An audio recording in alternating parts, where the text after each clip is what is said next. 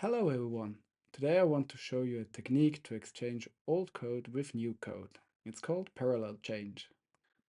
So in a parallel change we start by introducing the new structure right next to the old structure. So we add this private point center and then we create that point record. And now we actually want to see where the x is set, and for every set to x we will add a set to the center. But because center takes two x and y coordinates, of course we will also start with x and y here. We can add these parameters here to the constructor, and then we run our tests.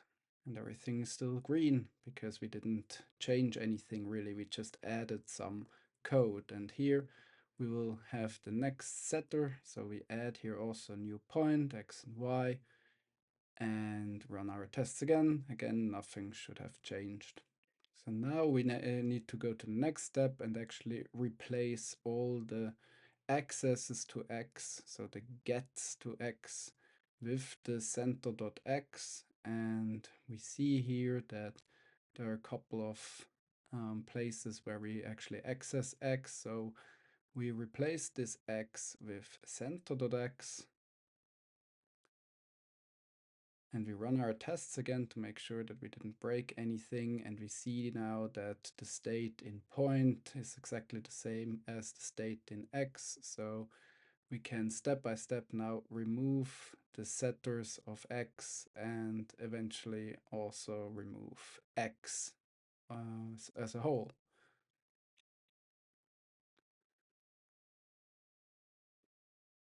And now we could actually commit, we could merge to production, so we could actually release it and everything would still work even though we still have the y in it. Of course, we can also now replace the y. We already have replaced all the setters to y here, so the only thing that is basically left is to replace the getters to y with center.y. And once we have done this, we always run our tests, of course, to make sure that everything still works. And once we have done this, we can actually start removing all the setters to y. So we have two of those here. We remove the first one, run our tests, and then we remove the second one here in the constructor, run our tests again. And finally, y is that code, and we can remove it as well. And now we see we have removed the x and y and replaced it with a point.